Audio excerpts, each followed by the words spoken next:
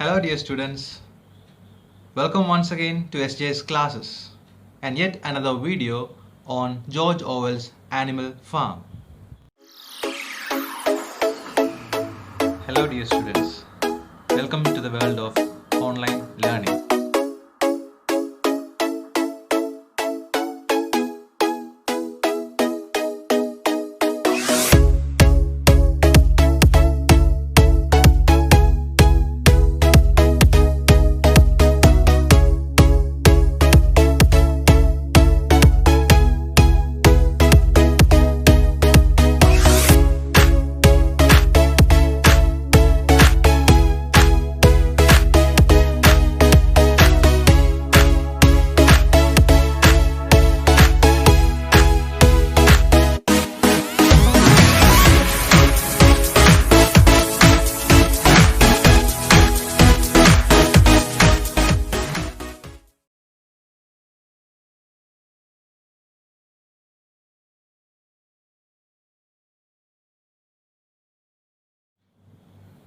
We did away with Chapter 1 and Chapter 2 of Animal Farm in the previous two videos.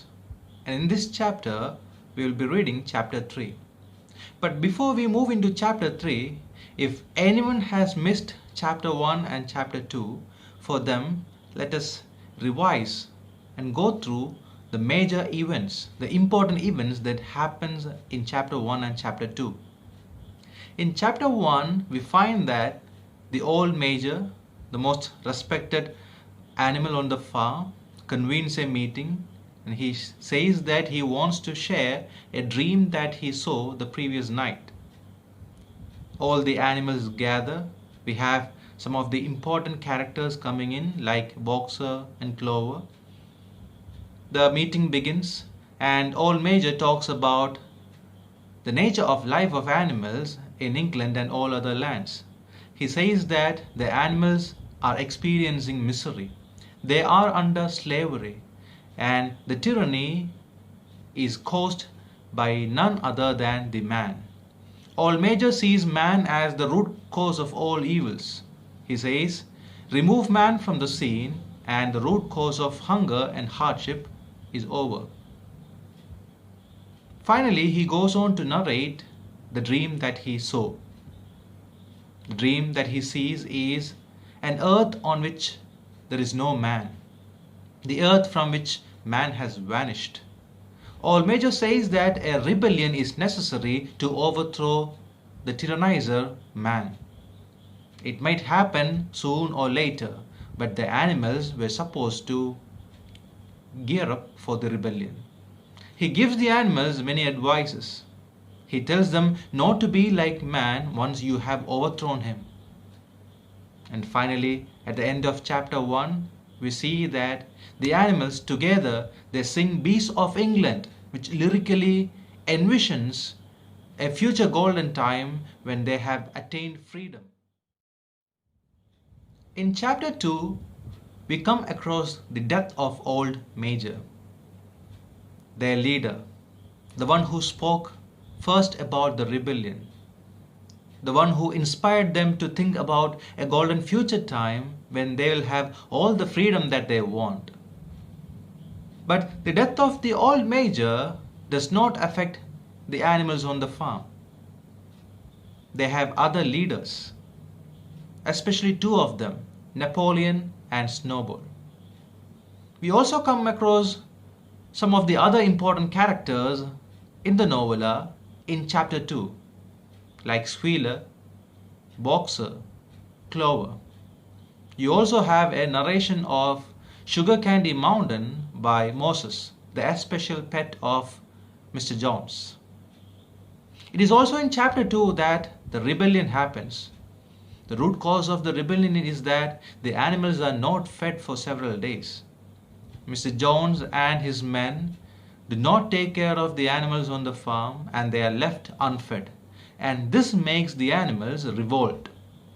Finally, they succeed in sending Mr. Jones and his men out of the farm, and they have made the farm theirs.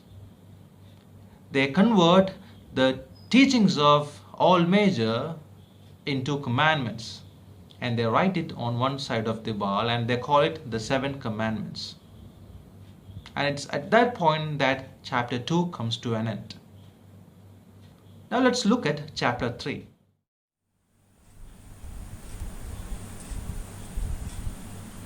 Chapter 3 gives us an even more beautiful picture of Animal Farm.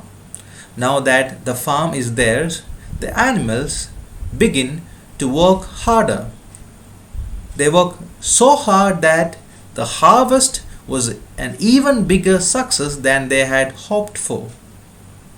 Now we also understand that, as happened in the previous chapter, the pigs have started dominating on the other animals.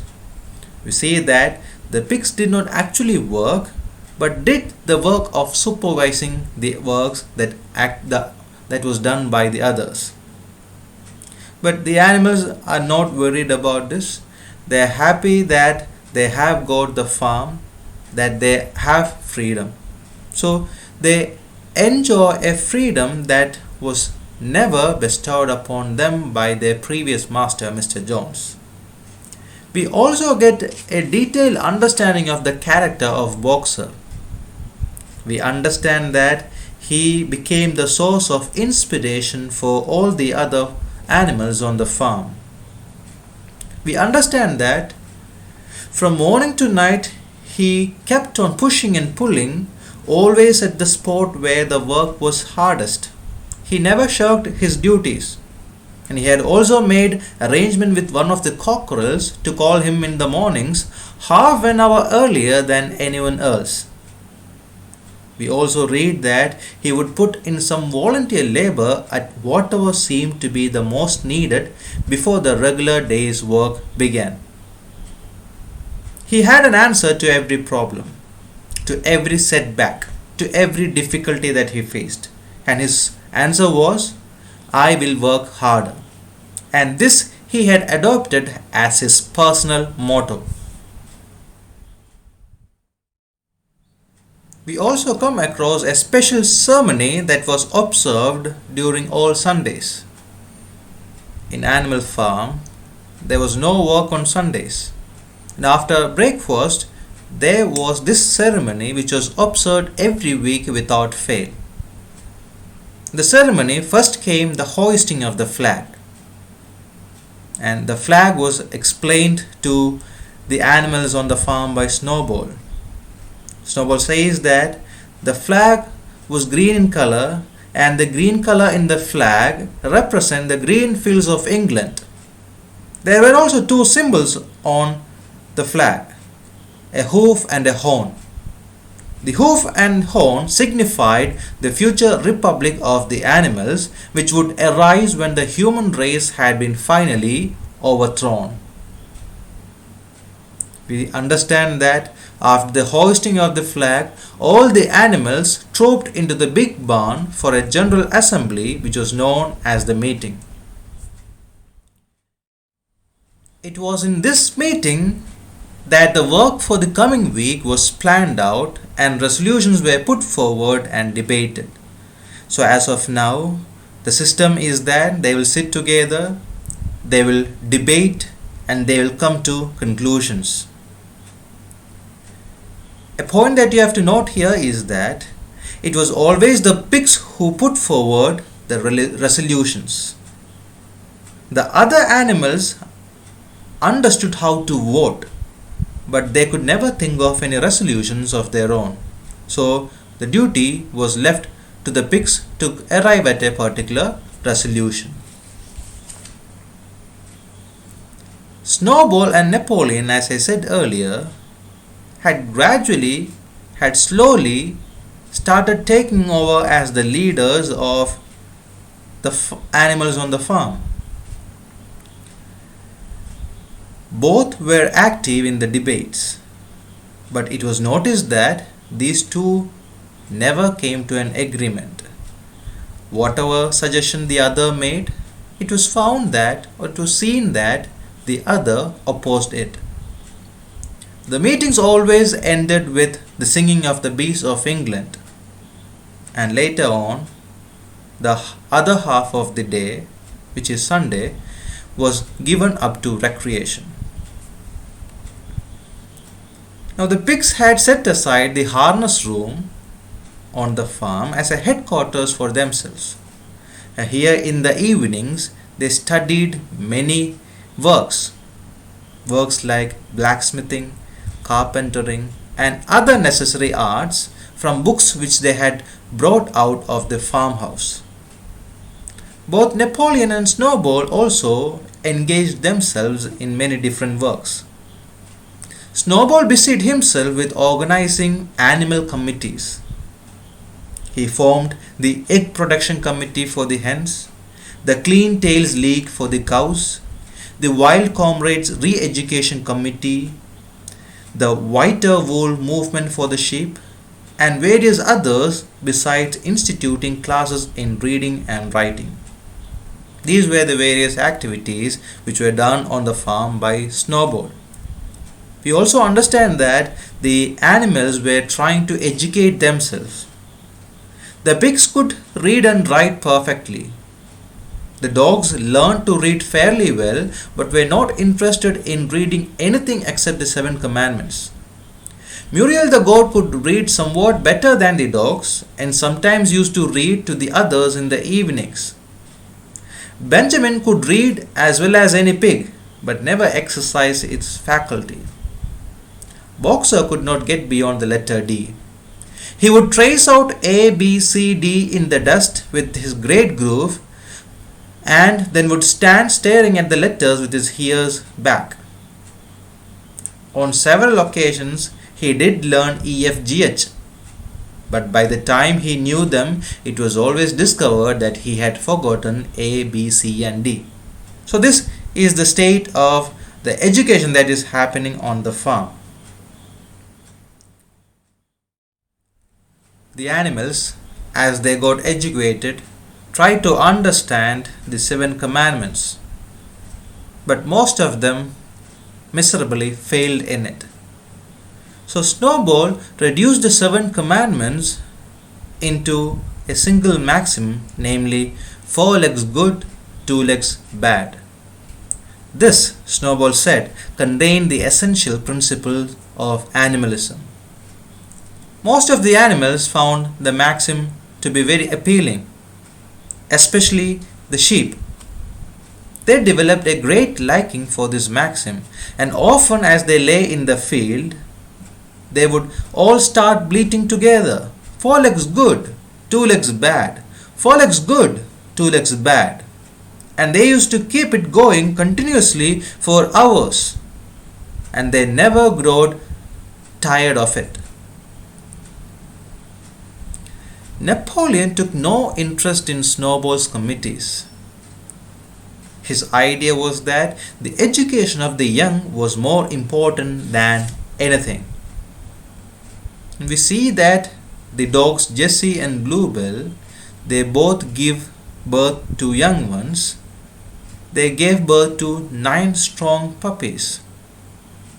We see that Napoleon takes these puppies into a loft which could be only reached by a ladder from the harness room, and there he kept them in such seclusion that the rest of the farm soon forgot their existence.